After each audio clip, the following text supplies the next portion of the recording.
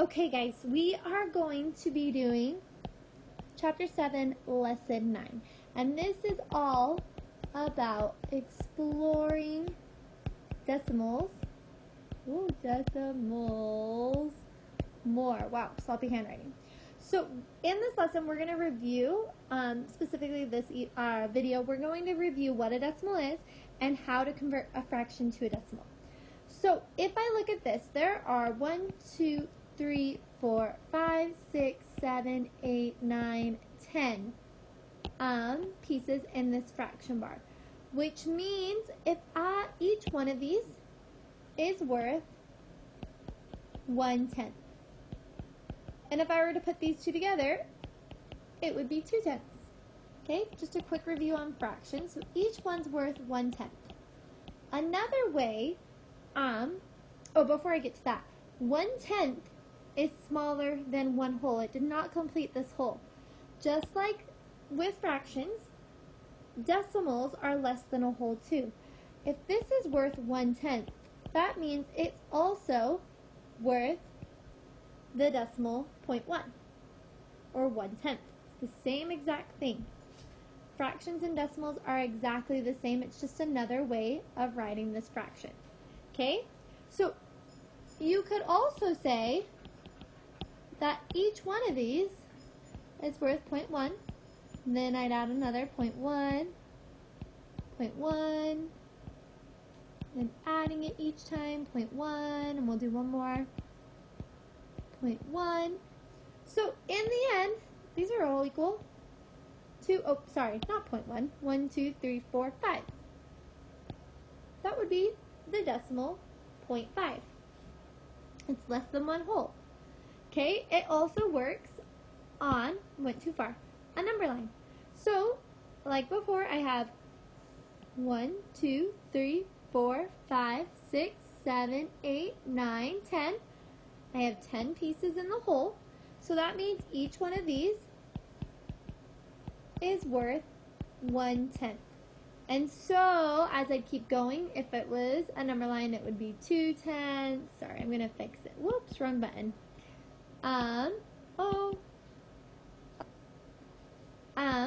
Oops, not on the eraser yet. There we go.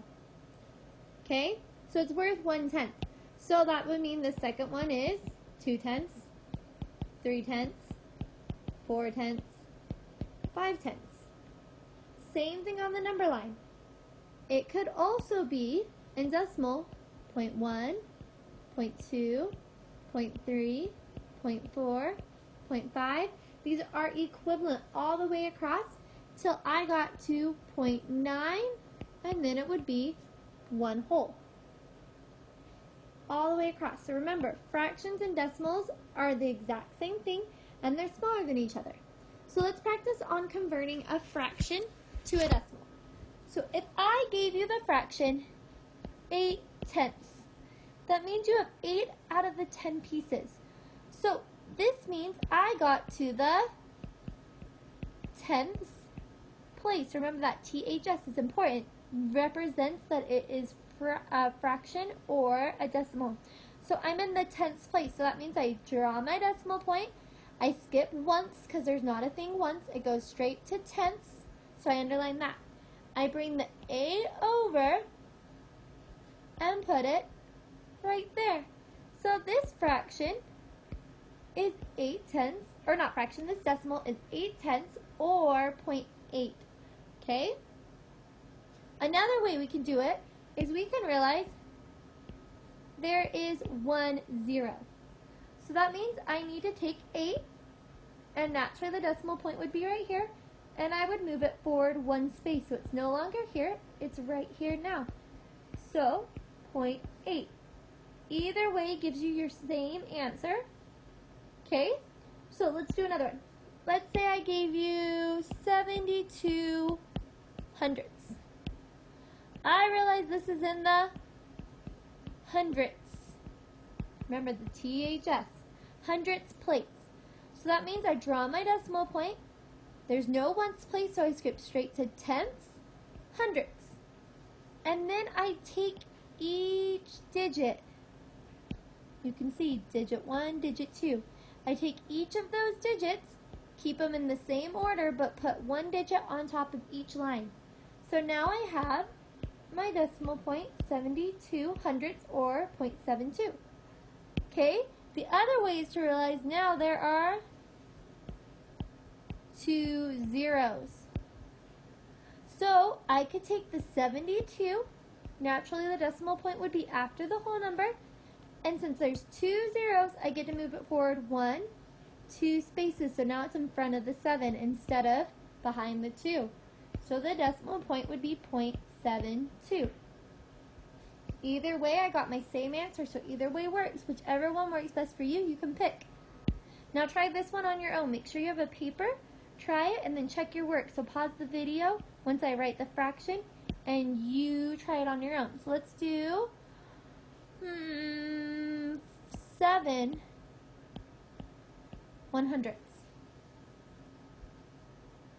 Okay, so make sure to pause the video and check with it. Okay, so by now, you should be done trying it on your own, and you should be checking your work. So this is the hundredths place. So that means I put my point 0. There's no ones place, so it's tenths, hundredths. And now I need to bring over my digit. But wait, there's only one number. Would I put it here? Well, that would mean that an invisible 0 would come and put this. Is this the same value as 7? No, it's not. So what I would need to do instead is remember that there is always an invisible 0 in front of a single digit number, meaning just a 7. So instead of putting the 7 first, I would put that invisible 0, but I'm going to make it visible, not dotted, and then the 7. This represents 7 hundredths. You have to have that 0 first, then the 7, only when it's a single digit.